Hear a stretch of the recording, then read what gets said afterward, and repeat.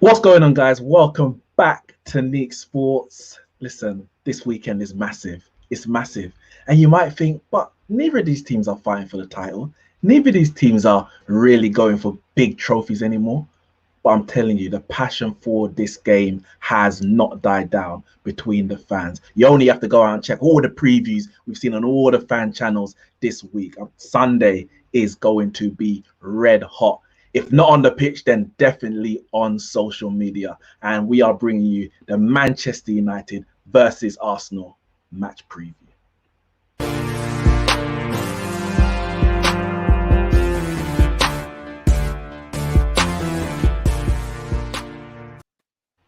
Yes, guys, I'm joined by two Arsenal fans and, just me, myself, and I repping Manchester United. But nonetheless, it's going to be a big game. I'm here with Ramsey, of course, and special guest, Igal from EGTV. What's going on, guys?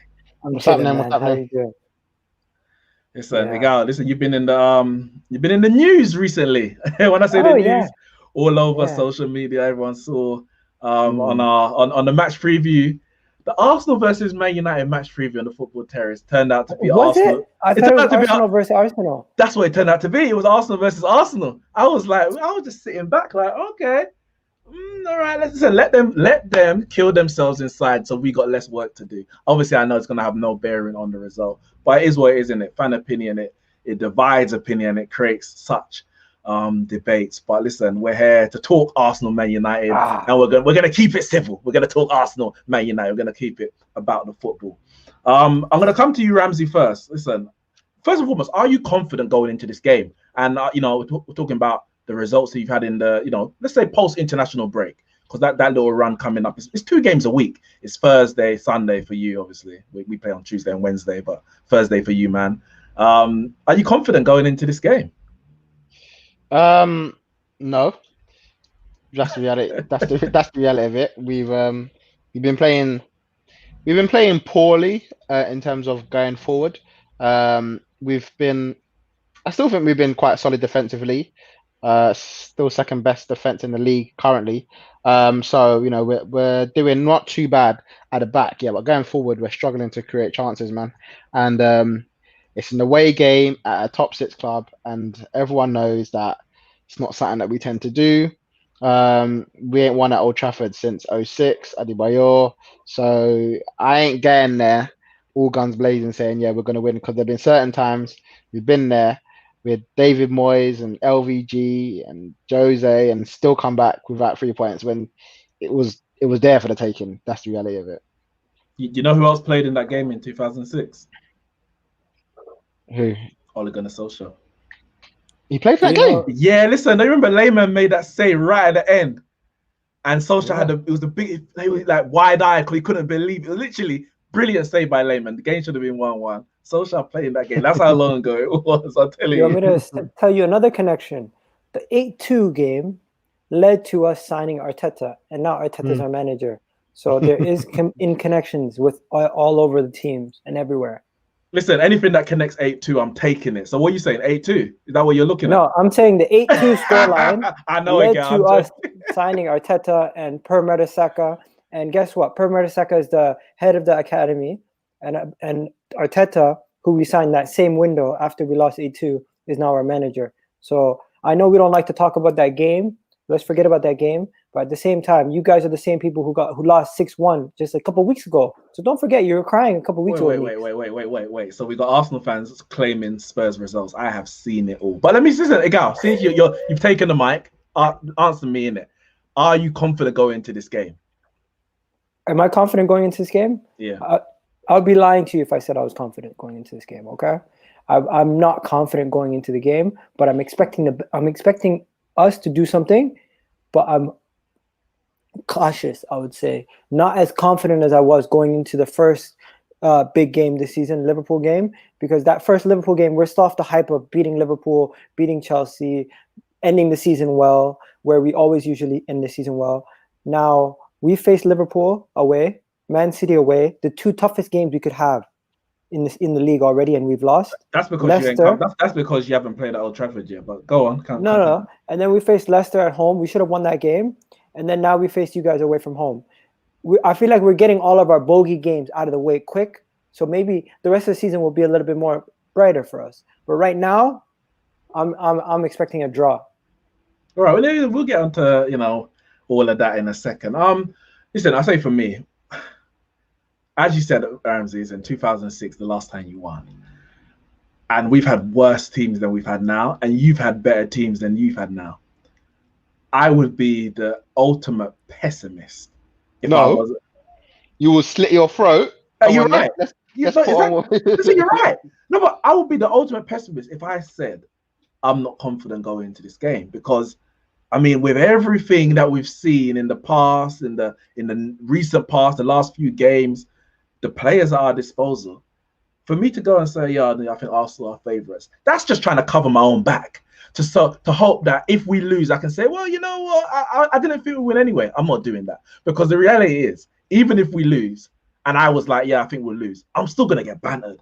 So I might as well just go out all guns blazing. And as I said, if we lose this game, I might have to slit my throat, because it's embarrassing.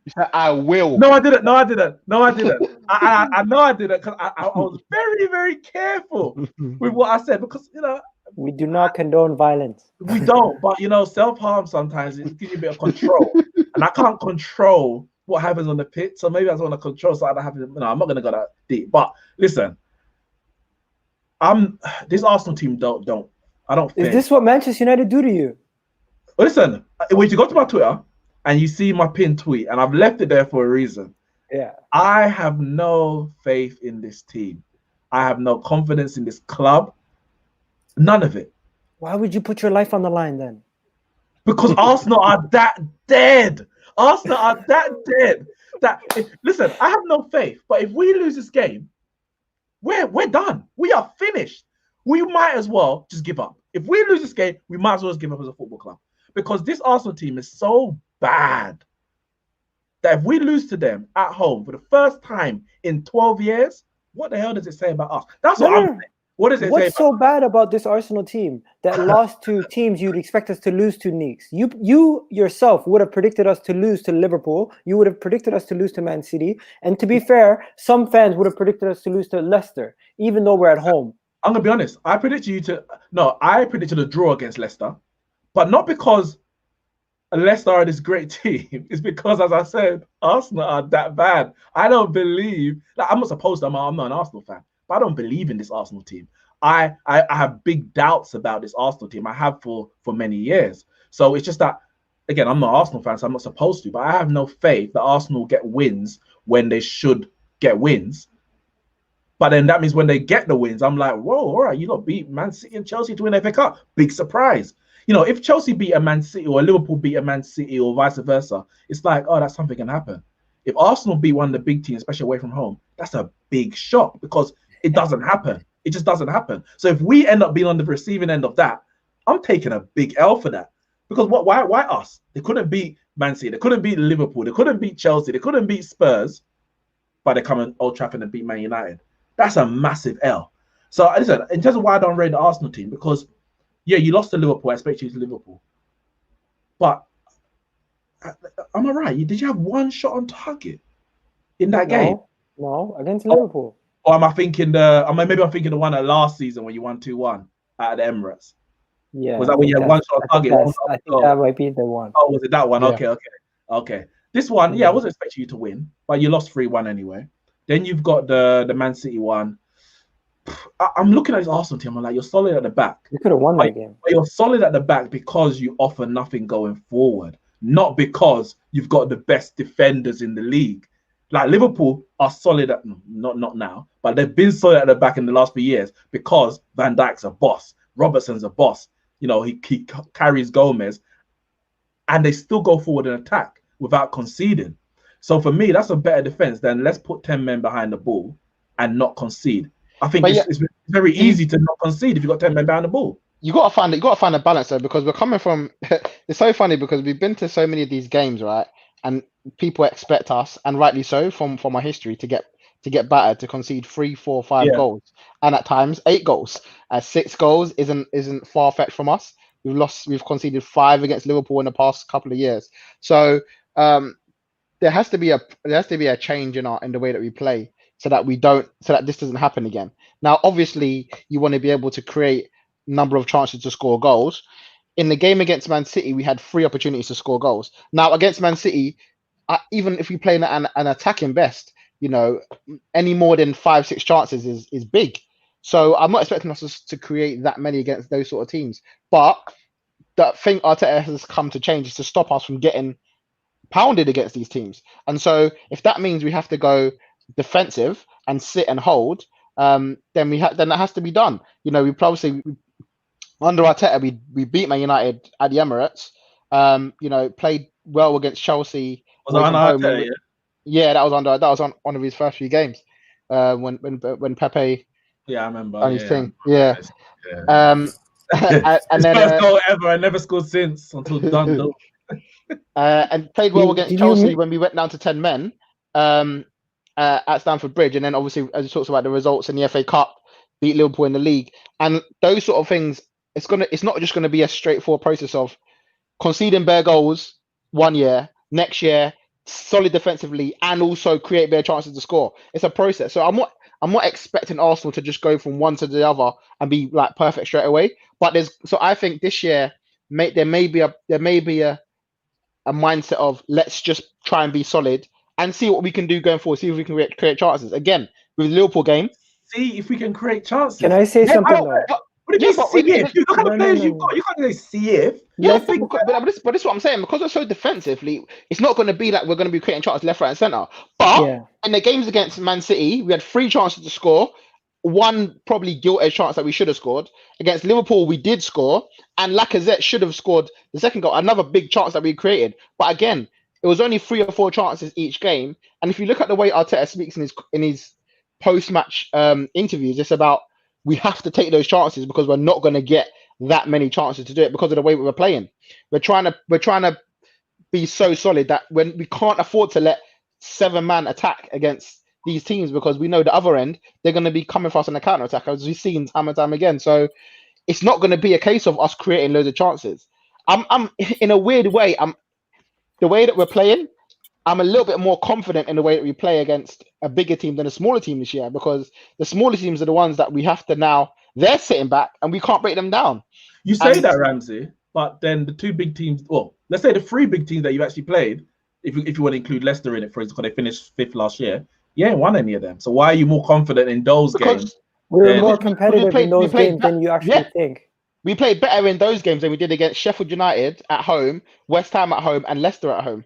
We played better against Liverpool, even though we didn't win the games. The style of football were better. Fulham, they're whipping boys, isn't it? Everyone should bang them. But the other games, we were horrible against Sheffield United, horrible against West Ham, and terrible against Leicester. So I'm already starting to think, all right, I'm not necessarily saying we're going to get the results, but I'm a bit more optimistic, confident that we're not going to get banged. Let me ask you, Gal. Is it because the pressure is off against the biggest sides, as you said? Man City, Liverpool, no one expected you to win anyway. So maybe as a fan and maybe as players, but maybe as a fan, you're like, well, you know what? We're not going to win this anyway. So I'm not even going to, I can feel a bit more easy going into it. Whereas when you play Sheffield, when you play West Ham and whatever, you're like, Rapid Vienna, you're like, we need to show that we are actually the better side. And maybe that's why you're a bit more relaxed going into the big game. I don't know. You tell me again. I don't know if you fully watched the Leicester game, but the first half of the Leicester game, I did. I watched the second. That was the best attacking performance, but we were not clinical. The first half of the Leicester game, and parts of the season we've seen moments of brilliance, but it's never been a full 90 of consistency. So I know Arteta has sacrificed one of our biggest attributes going forward, which was our biggest attribute for decades, to make our to make that our strength now. Defensively, that is our strength. And attacking, which was our strength in the past, is no longer our strength. So going into these games, we have more calmness because we understand we're not going to get slapped. Because these teams, we don't set up in a way that opens us up to get beat. Where Manchester United, they expect a team to come onto them, a big team to come onto them so they can counter them, like Leipzig. If you see what Leipzig did, they tried to come onto you. They had Angelino and everybody up, and then right away one ball and you're in. That's not going to happen with this Arsenal team. Arteta's going to play 3 at the back. He's going to play defensive. And the fact that we're going to play defensive against a Manchester United team that struggles to break down teams, and especially if they go down a goal early, struggles to get back into a game. When you guys are up, you can taste the blood.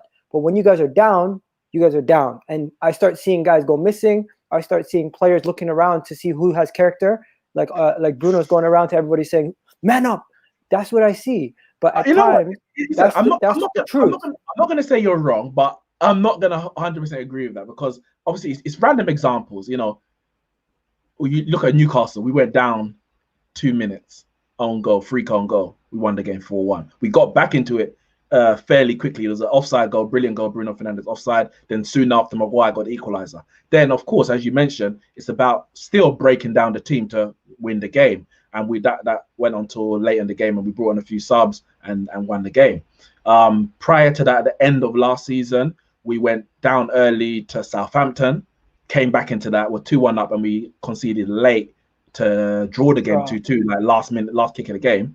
West Ham, I believe we went 1-0 down in that game, got back to 1-1, but were unable to actually get the next goal to go and win it. So I understand partly in terms of, the issue, our biggest issue, or let's say our less of our strength, is actually breaking down low block teams. We played Chelsea and they just sat back, didn't really offer anything going forward, if we're going to be honest, and we weren't able to get even one goal. So I do agree that's going to be difficult. But are you saying that Arsenal are not good enough to go toe-to-toe with Man United? No, I'm saying it would be silly with a team that has the lack of midfield depth that Manchester United has, with Van de Beek on the bench, would honestly start in our midfield. And as much as I back Granit Xhaka and everybody else, I will tell you this. He's probably, the second best midfielder we have at the club right now, but he wouldn't get into that our Manchester United team. Where what do you call it? At Arsenal, the lack of midfield depth is the reason why we're going to play a 3-4-3, because we need a David Luiz to play those balls that our midfield options don't have. And it's almost like you're sacrificing your creativity to have more solidity, and that's what we're going to be going with. And it only makes sense. Ramsey, what you saying? You can't go toe to toe? No, I don't. There's areas that we're better in, and Manchester United. I still think defensively we're a better team at the moment. Partly maybe because Man United are not themselves yet. I don't think they've got into your flow defensively. I think with injuries, COVID and changes being made, I don't think you've had a solid able to be solid there. Whereas I think we have kind of started in a formation that we know we're going to play and have been running with it, and so it's made us a little bit more solid. But as the gal said, I think midfield wise, I think on paper, I don't think it matches up, but it's all about what happens in the game. And I feel like if our players are on form, if Partey, Xhaka, Ceballos, whoever it is, have a good game, then I think we can go toe to toe with the players that you have on the pitch at the time. Whoever it is, with his Fred, McTominay. I don't know who your midfield is, but whoever plays at the time, because I know Pogba's not first choice at the moment, so I don't know who's going to play. I'm saying he said he wants to go Real Madrid and he doesn't really start games anymore. But I'm loving this.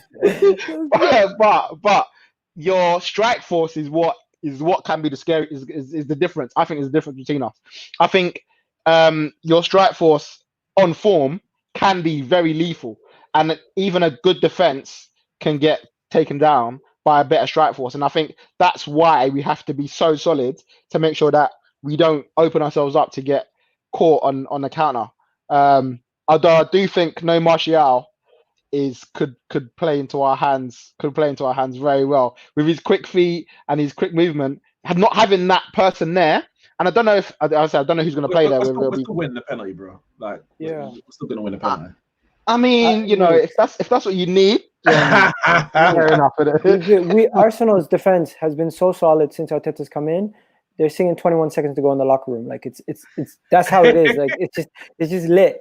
Like, no, but this is the point. This is the question I'm asking, really, or the point I'm getting at.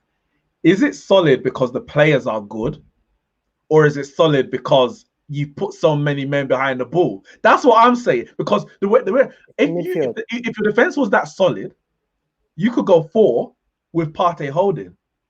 No, but because the midfield. We're So that protecting the midfield. The midfield was the problem that led to all these goals. We never had the midfield to properly fix our team. So Arteta has said to himself, remove one of the midfielders, put him in the defense, and immediately it gives us the balance that we needed in the team, because we never had the proper balance with the midfield and the front three. Even till now, we're still using Aubameyang as a left-sided attacker. Some people would say put him as a striker instead of putting him as an inside forward on the left. And some people are saying go back to a back four. But the reason why Arteta is doing this is because we don't have the midfielders. Guys are saying Joe Willock is an option to play against Man United. Like, would he ever be an option for you guys? I don't think so. Well, we play McTominay, so I mean, we're all about bringing up youth from the academy. So, we give everyone a chance. Obviously we gave Lingard Pereira a chance and he didn't take it. So Joe Willock, come get your chance and see if you can take it. No, obviously realistically, he wouldn't get into our midfield as it is now. I think midfield is where we're stacked the most, which I think. That's why people saying Donny van de Beek's such a bad signing, unnecessary. For me, it's baffling. Like, was he priority? No. But getting Van de Beek isn't the reason why we didn't get the priority signings. We didn't get the priority signings because we're incompetent. Nothing to do with signing Donny van de Beek. And if we got the other signings, we would still need a Donny van de Beek, i.e. a quality midfielder, another option off the bench. So, yeah, no, I think, our midfield is definitely better. But yeah, for us, I do believe, sitting back, the teams that kind of have two banks of four or back five, whatever it might be, it's always tough for us to break that down. And I think one of the issues with that, we saw it against Crystal Palace to an extent.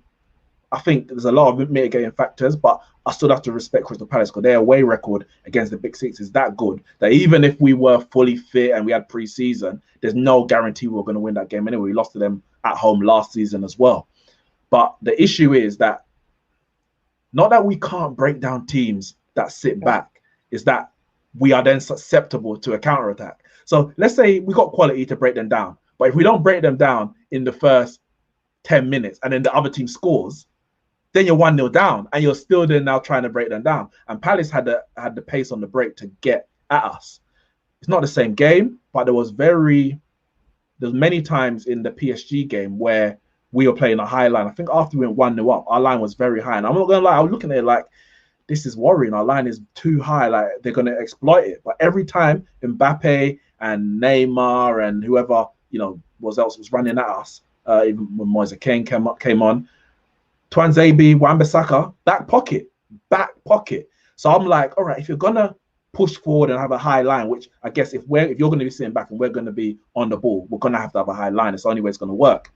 Then we have to have pace in our defense, or the likes of Aubameyang will exploit it. I don't know what other players you're going to play.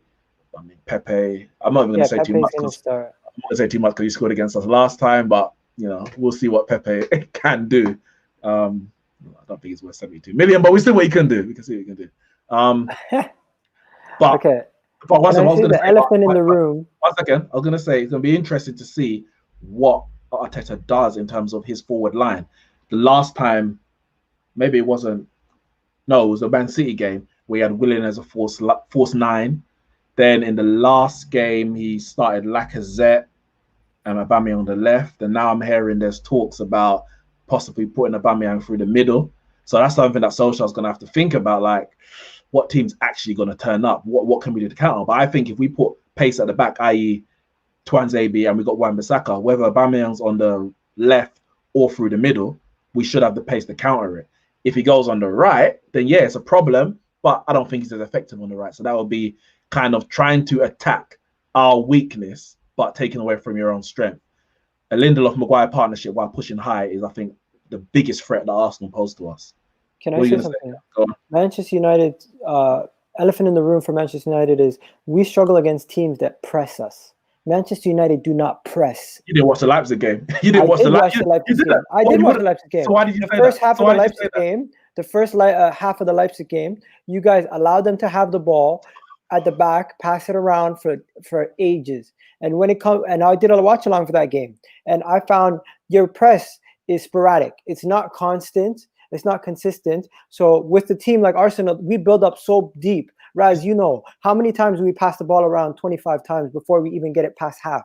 Like, so when if you guys are not going to press us, it's not going to it's not going to suit your game. I'm letting you know we are going to press. We did see we're not going to press like Liverpool. We're not going to press like Man City. That's not our game. But the way we pressed against Leipzig with Fred, with Van der Beek, Martial. See, Martial doesn't do the press where he'll just run at a man. It's about his positioning, where he'll position himself. I know Martial's not playing, but he positions himself in a space where you can't make an easy pass. And then he gets the other two people, whether it's Bruno Fernandes. I'm not going to expect Pogba to do much pressing, to be fair, to block, to close in on the man. So no, we're not going to press you high every single time. But don't think we're just going to be sitting back on the halfway line waiting for you to come forward. I'm talking about forwards. Your forwards don't always. I don't see Martial pressing the whole entire game. I'll see Greenwood maybe make runs towards a man, but not really like trying to close him down. And then on the other side, I don't even know who was playing. Who started on the right again? Was it Van der Beek? On the right was on the left. On the left was Pogba. On the right was Fred. It was a diamond, and through the middle was Van der Beek. So do you think if you guys go with the same shape? I generally think we're going to go with the back four, right? No. I think we're going to go with the back three to suit the fact that you guys are playing with two strikers up top. And if you guys do play with the two strikers and we have the back three, are your two strikers going to be pressing the three? Because that might give us a numerical mismatch going forward. And that's what Arteta wants. Our front, when I say, so it's going to be, I think we must go with a diamond. I'll bring up the team that I've got, that I think that I would like to go with. What Solskjaer actually does is a different matter. I have no idea what Solskjaer is going to do. I just hope that he doesn't change a winning formula. And by saying that, when we won the game against PSG, we took off Telles, brought on Pogba, changed to a diamond, won the game. Against Leipzig, we started with a diamond and we won the game with the diamond. Obviously, we made some substitutions. Now, I don't want him to go back to the 4-2-3-1 that he started with against Newcastle and started with against Chelsea, or played against Chelsea pretty much the whole game. Don't want that at all. Yeah. So I hope he goes with the diamond. And I'll bring up, this is my team I would go with. So the back four, I would want to have Tuanzebe because of the pace that I'm talking about that Aubameyang has, and him and Wan-Bissaka for me can close that out. Matic holding.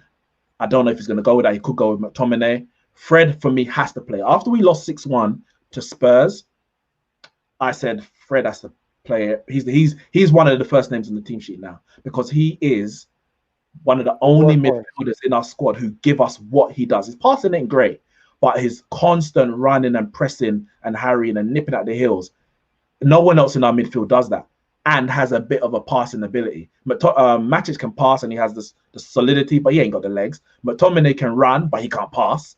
Fred gives, I think, a better balance in that midfield. Pogba will be creative on the left-hand side. Start? Well, I've got Greenwood in my team. Cavani could start, but Cavani off the bench, he looks lively. When he came up against Chelsea, he had 2 chances. When he came on against Leipzig, he had a goal ruled out for offside. He looks lively. He doesn't look like out of place. Very early days.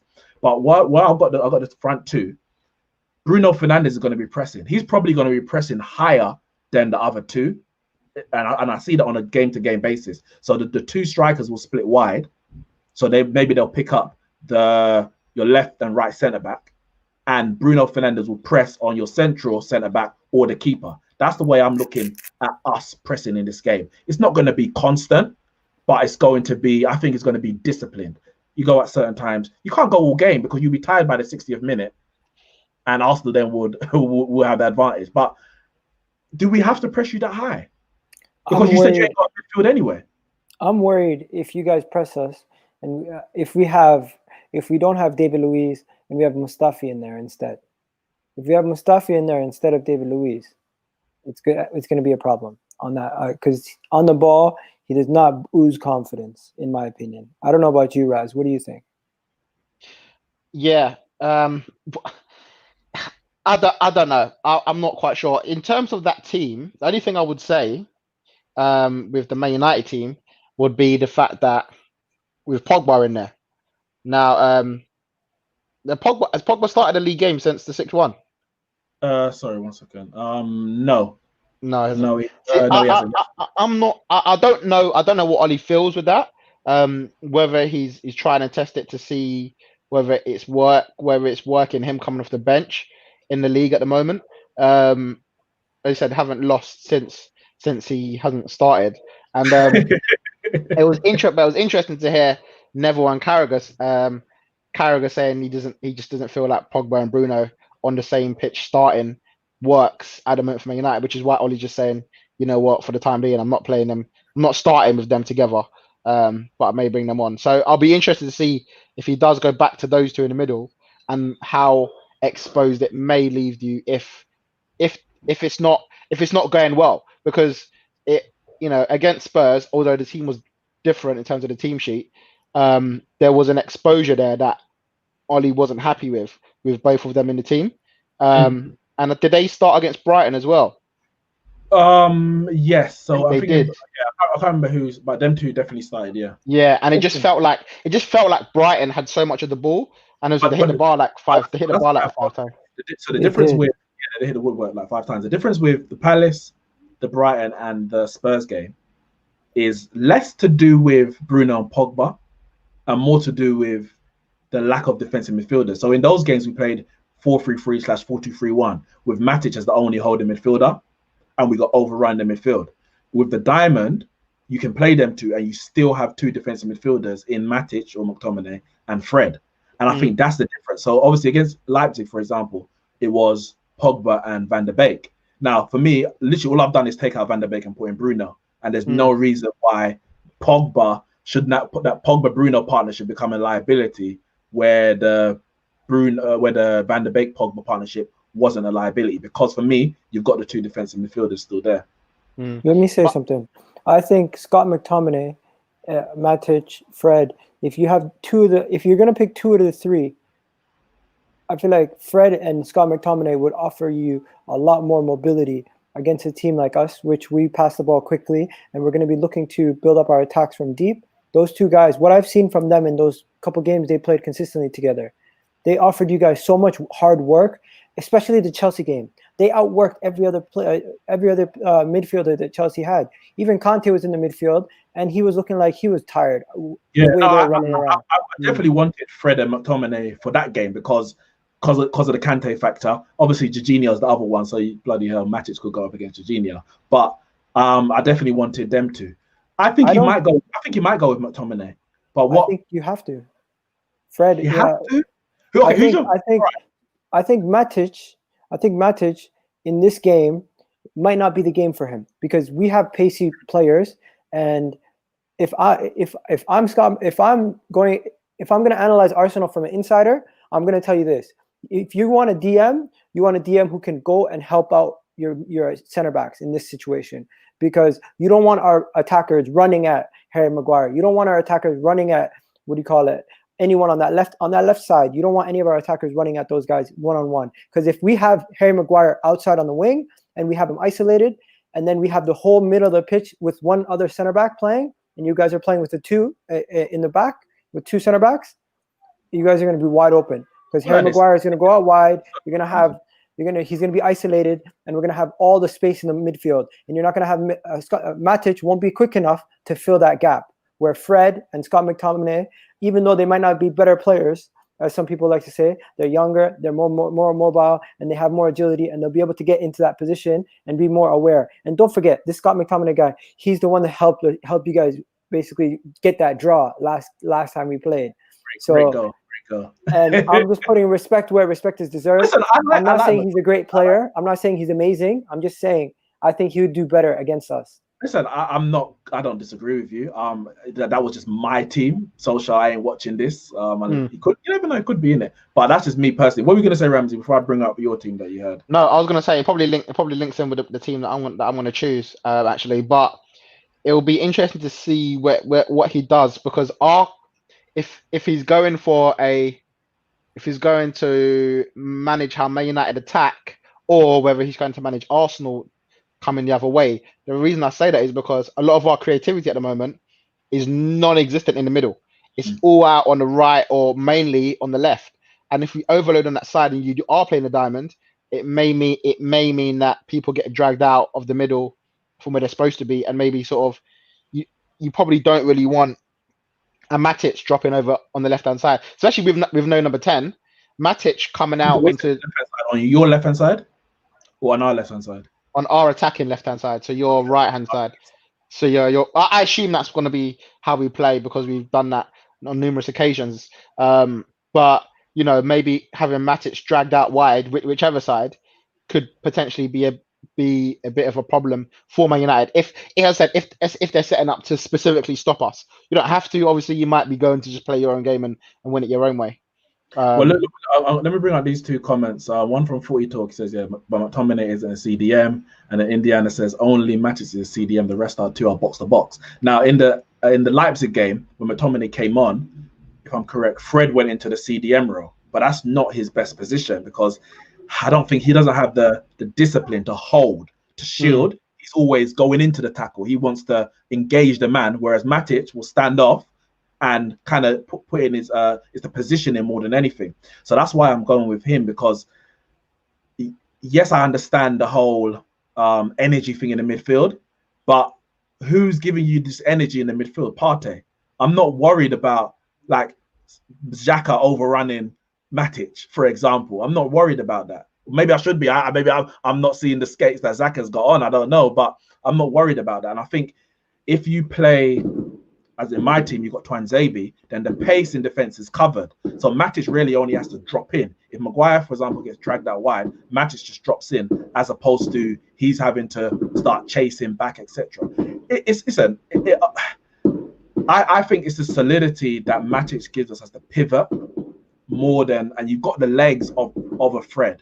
If you're playing a 4-2-3-1 like we did it against Newcastle and Chelsea, then for me, yeah, in that double pivot, you can go with Fred and McTominay. But as a single pivot at the base of the midfield, I would personally always go with Matic. But moving on to Arsenal's team, let's see. So Ramsey, this is the team that you went with. Yeah. Let me know why. So I don't know. Again, I don't know what you've gone with your team. This is what I think. So this is what I would do personally. I don't know whether Arteta would do it, but it's kind of with a hindsight of looking at the way that he's played in the past, especially the past couple of games with Partey. Now it's interesting to see with the Leicester game that in the second half, especially, Saka was on the left wing. Obviously, Aubameyang was on the right. Tierney was on the left, sort of left wing back, and Xhaka went into like a left centre back. So as we all thought it was going to be a 4-3-3, ended up being Xhaka playing as a left centre back in a 3-4-3. So he still, even though it looked on paper like he was going to go with a different formation, it ended up being very, very similar. And the way Xhaka played against Dundalk on Thursday night, he played at centre back. He played in the middle.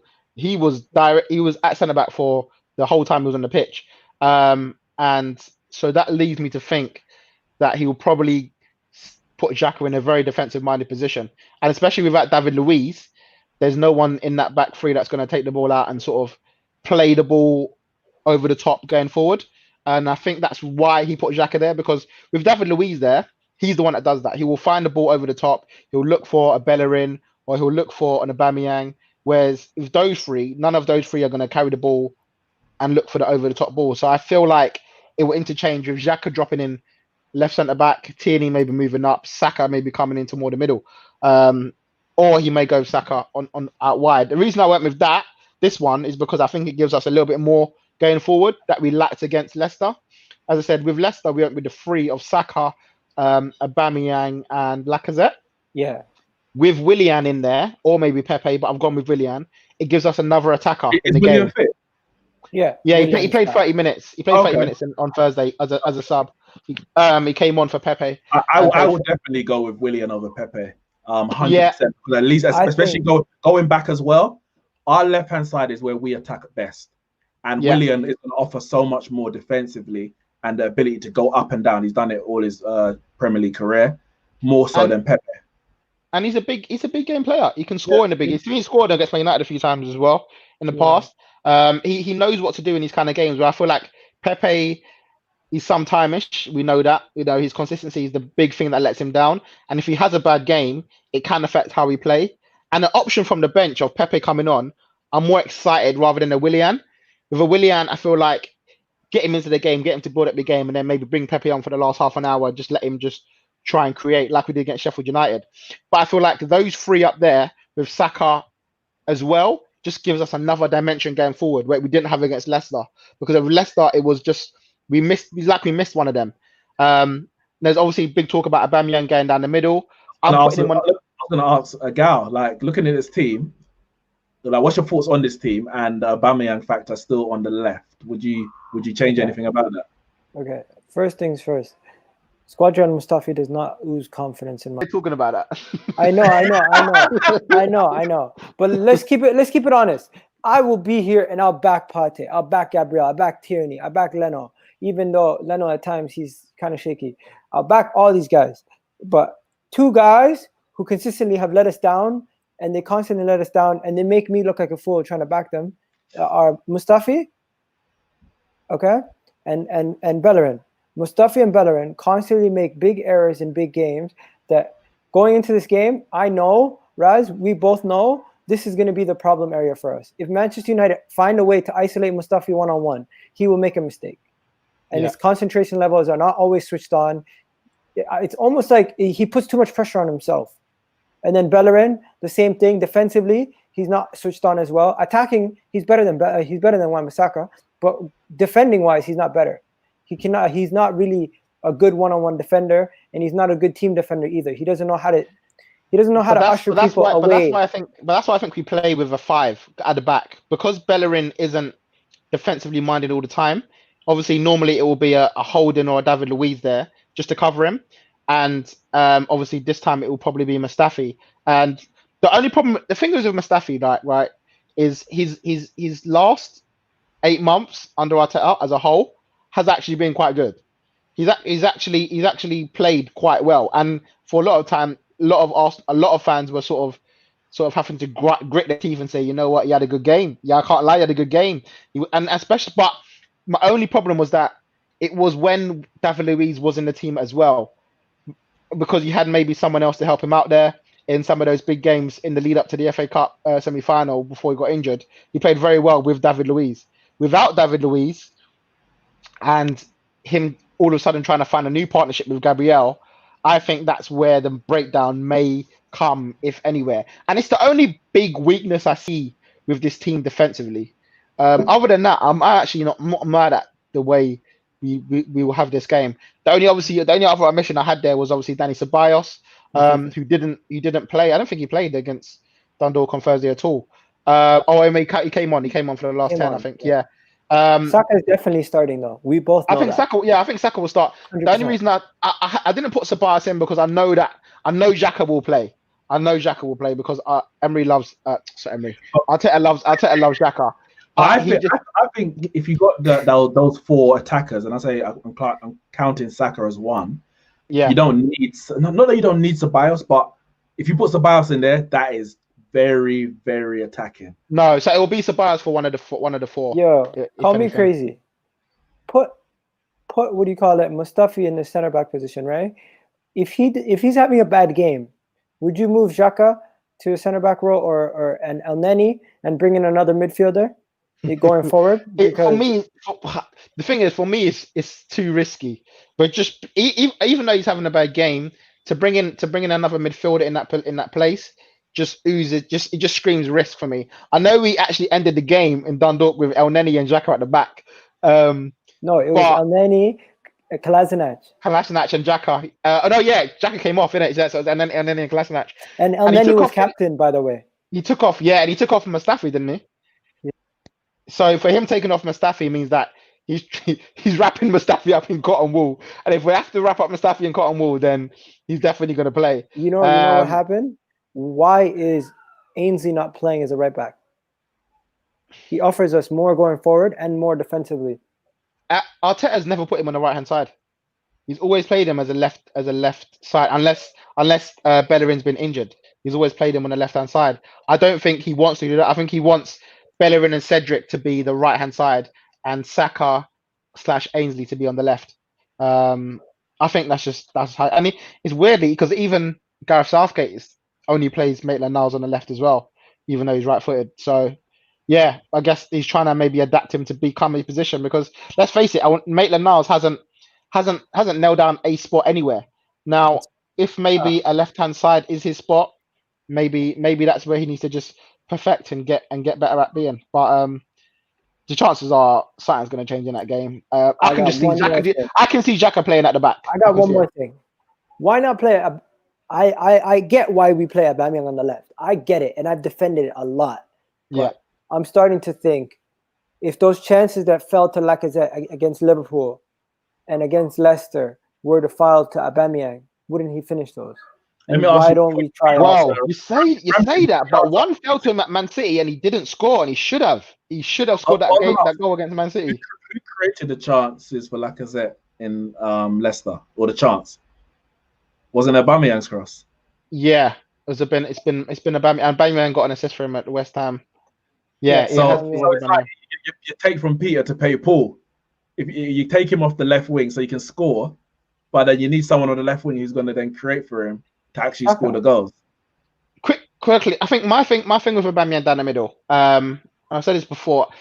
And I do agree with Arteta what he's saying about as soon as a player goes a certain amount of time without scoring, everyone wants to move him out. Everyone wants to change and try and figure out why it is and assume it's because he's specifically on the left-hand side. When we were in the FA Cup semi-final, no one had a problem with it. When we played in the FA Cup final, no one had a problem with it. He scored 4 goals, right? There is a case of sometimes a man is not in form, and maybe moving him in the middle may get his form up. I've seen him up top for Arsenal a few times, and sometimes he barely touches the ball at all. And you might say, yeah, it's good because leave him at the game and score when it matters. But there's been times when he's just been non-existent the whole game, and with his work rate, like your midfield getting the ball to him. Really, there is, but it's also a case of he's not going to be the one to hold up the ball and bring others into play. His passing range as a striker is worse than Nketiah and Lacazette in the final third. So that shows to me that Lacazette and Nketiah are the ones that will bring others into play, whereas he prefers to run in behind and sort of go that way towards the goal rather than come deep. And the way we play and with building up the play from the back. Man. Well, you don't think. No, carry on. Oh, to that one, yeah. So I want to say something to you, Raz. Yeah, I want to just say one thing. That if we have Martinelli healthy, and we play him on the left, and Aubameyang, and we have the options, we have more options now.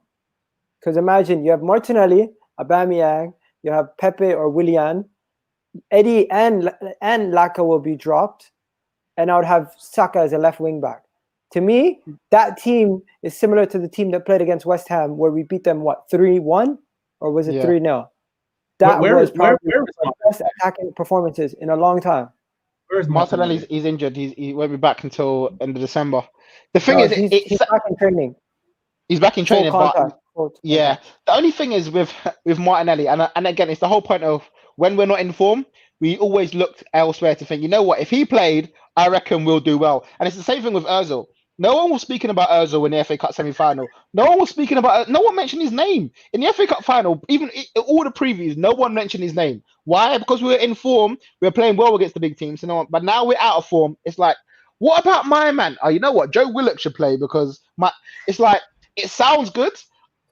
I want to see it. I want to see it happen on a regular basis. For me to say Martinelli's the guy, I need to see him 10, 15 games banging well. He had a good season last year for a debut season. It's now he's come back from a big injury. How's that going to affect him? Is he going to kickstart in? Arteta didn't play him the first 2 games back before he got injured already, so it makes me think that he's already hesitant about putting him straight in. With Saka on form, Saka's the guy now. He's now showing me I'm cool with Saka playing week in, week out. I'm good with that. Martinelli has to now prove to us that he is. And that's the only good thing about the Europa League. These are the games where you can get a man fit, get a man playing. So we'll see what happens. We'll see what happens with him. I hope he does. Oh, sorry. Can we say? No, I was gonna say I hope he does. But it's all good in hindsight, innit? We'll see what happens. We hope for the best, but some people they worry about it too But much. Indiana says, if buts and maybes, if you had a better side, you'd win, but you don't. Maybe you get a draw. we'll get on to predictions in a second. What we're going to do last 10 minutes before the predictions is combined 11. Now, obviously, it's all democracy around here. But my Man United team's so good that I don't need extra Man United fans here to help me. You lot are going to put all Man United players in here. I trust that you lot are going to be fair and just and not let your bias come through. Guys, make sure you smash the like button whilst we're here. Just cross 3K subs. If you haven't subscribed, make sure you do that as well.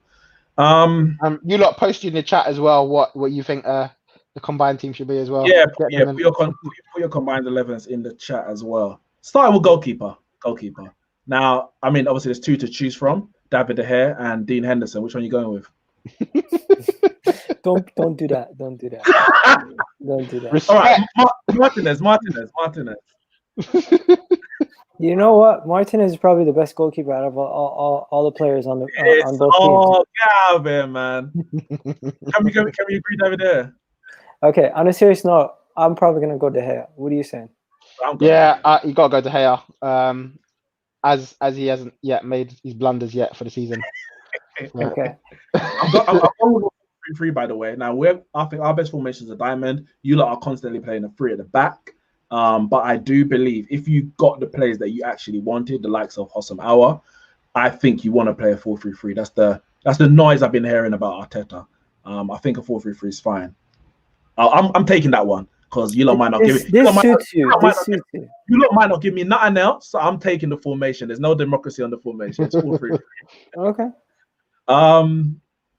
Right back. What are you saying? Saying Bellerin? Nah. I'm joking.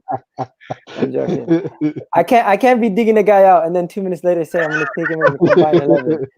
Nah, it's not happening. Yo, you already know. Just do it. Spider-Man's getting in. Yeah, it's gotta be Wan-Bissaka. Wan-Bissaka, don't forget. Wan-Bissaka. He had a child. Big up Wan-Bissaka. All right. Your centre back partnership. Now, are we going on who's fit at the moment, or are we just going in general? No. This one's easy, Raz. This one's easy. Gabriel, David Luiz. Wait. Neeks, what do you say? Only players who are fit and available for this game. So that means there's no Martial, no Telles, no. I think David Luiz is injured. Yeah. No Eric Bailly. I know you lot want to put him in. No Eric Bailly. Sorry about that. Sorry, I apologize. Next time we'll Ollie can't even get him in. Wait. So based on that, Igal, who's your centre back partnership? It's got to be Harry Maguire and David Luiz. David Luiz. I'm joking. David Luiz not playing. Gabriel. Ramsey. Yeah, I'm the same. I'll go Gabriel and the fridge. The fridge himself. You know the funny thing is the fridge never got mentioned yesterday. What in the debate?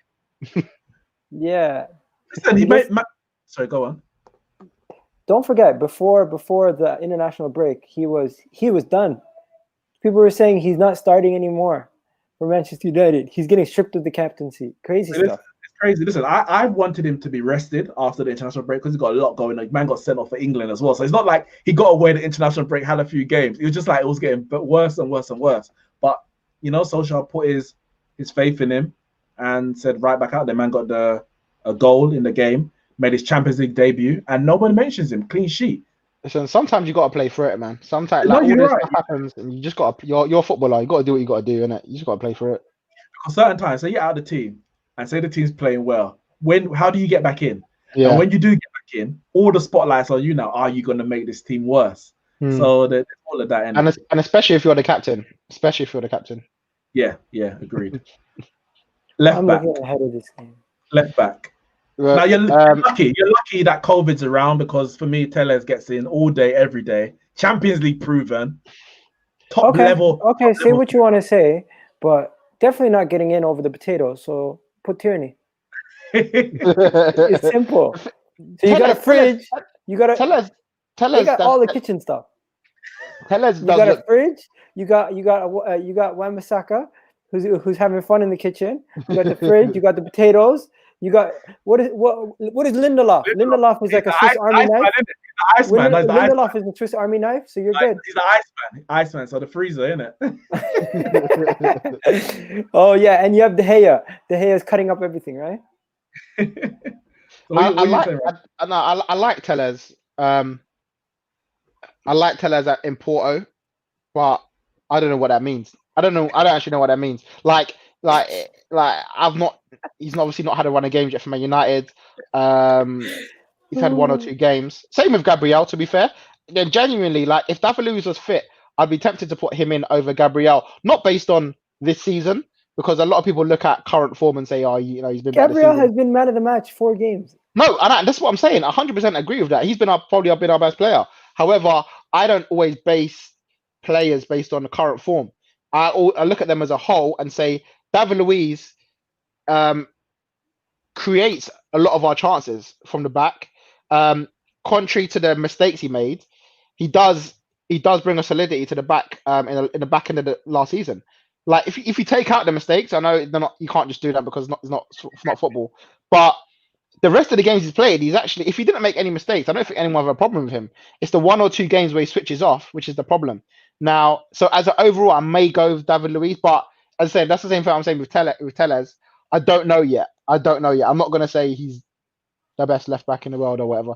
But yeah. Well, your left back plays centre back. So is he even good at left back? Our left back plays centre back, left mid, left forward, wherever you want. Everyone play.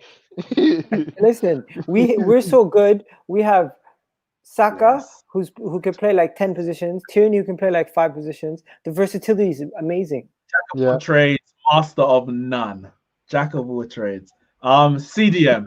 Now listen, I'm happy to give it to Partey, but based on Ramsey's analysis of Tellez, you can't give it to him because he hasn't played X, Y, Z. It's not true at all. That is not true at all. That is not true at all. Not true.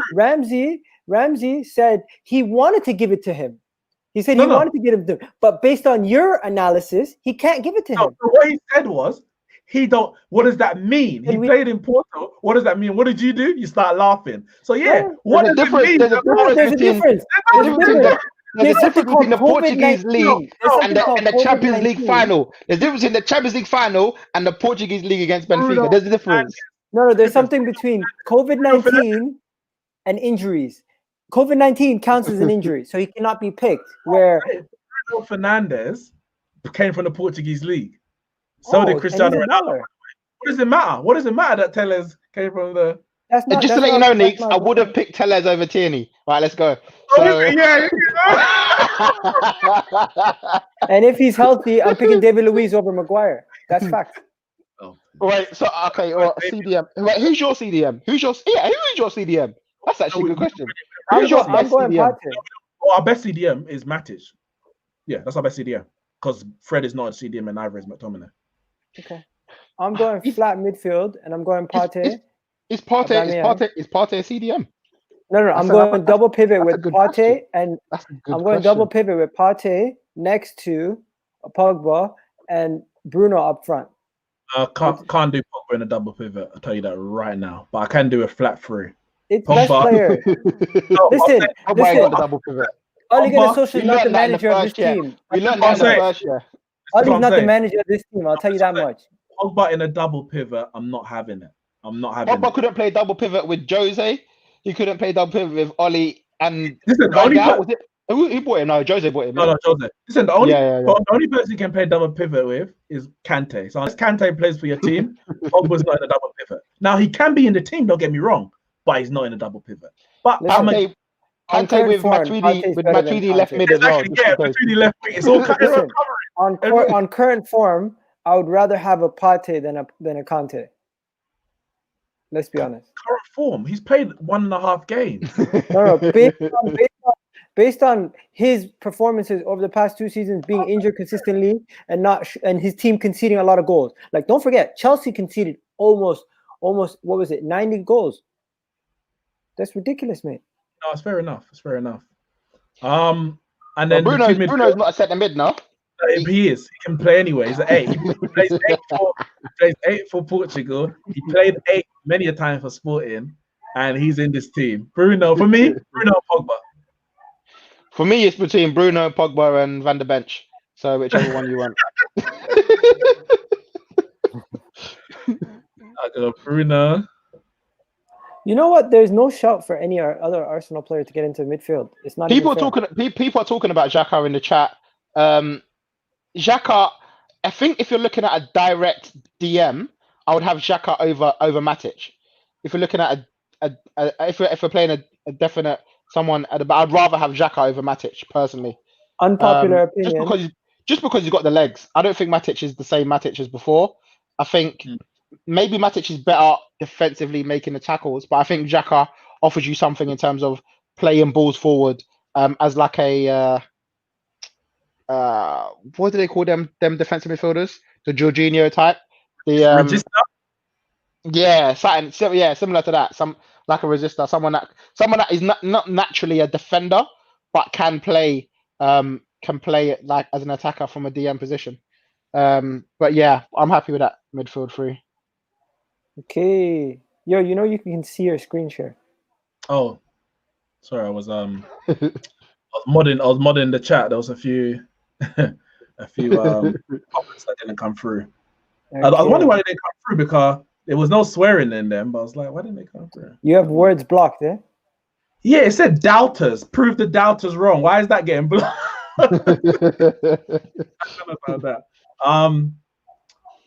All right. All right. Forwards. All right. Let's start. You know what? Let's give you free. Give your free because it's not gonna. If I say one thing, you're gonna be like this thing. No. Don't change the rules now. Don't change the rules now. I say give your free. Just give me all your whole free. Okay, I'm gonna keep it simple. Rashford, Aubameyang, Willian. All right, Rashford where? On the left. Okay, just checking because Ramsey.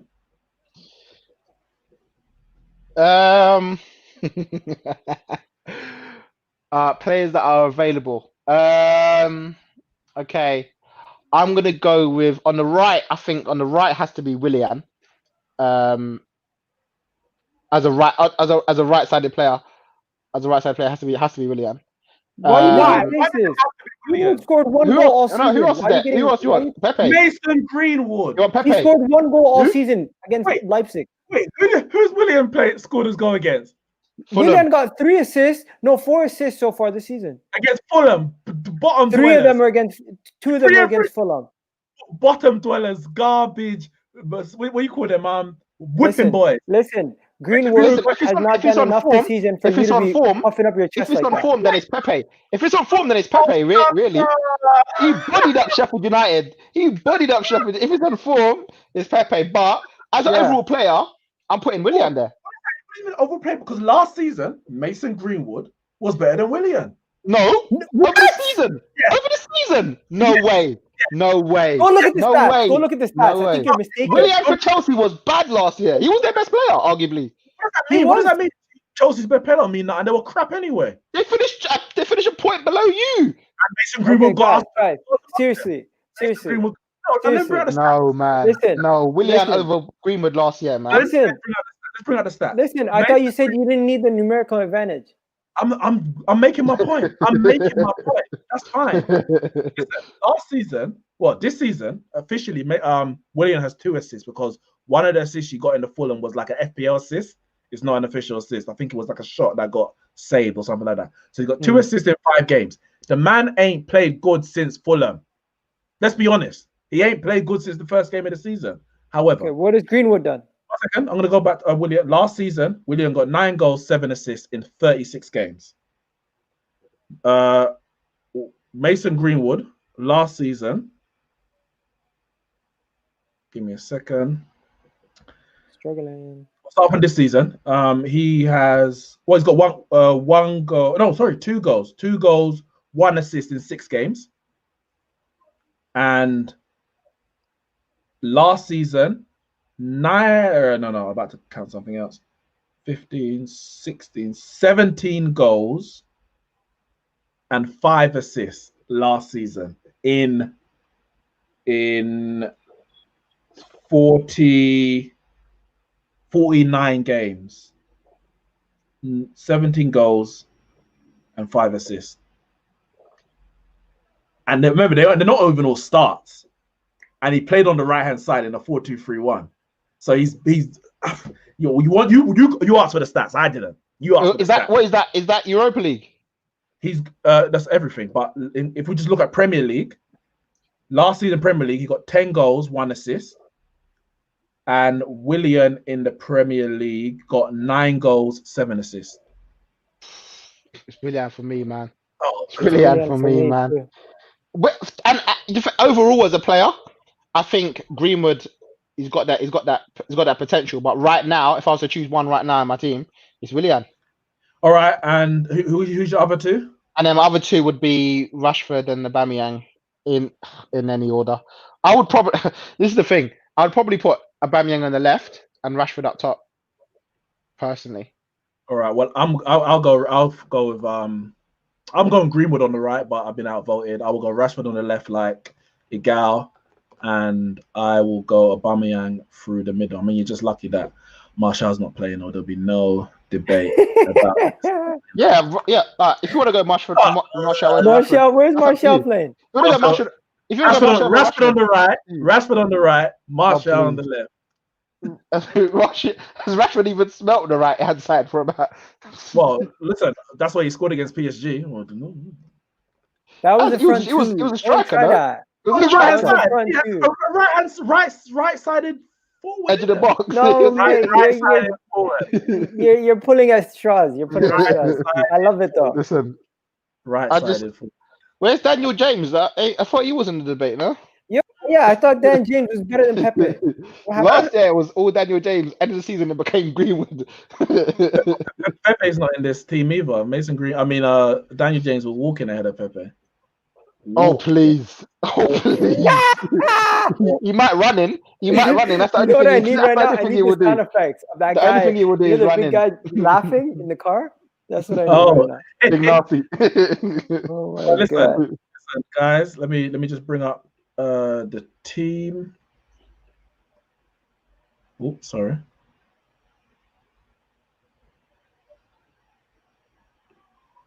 There we go. Aubameyang up front, leading the line. Let me see if I can make that bigger. 1 second. There we go. So there's the team, guys. There is the team. David De Gea, Wan-Bissaka, Harry Maguire, Gabriel, Tierney left back, Partey, Pogba, and Fernandes in the middle, Willian, Rashford, and Aubameyang as the forward line. That is our Manchester United Arsenal combined 11. Final words, guys. What is your prediction for the game? I mean, you don't have to give a score. A result is fine, but completely up to you. Igal first. If you guys want to find out, you know where to catch me. Little quick plug. I'm going to be doing my own preview. That's fine.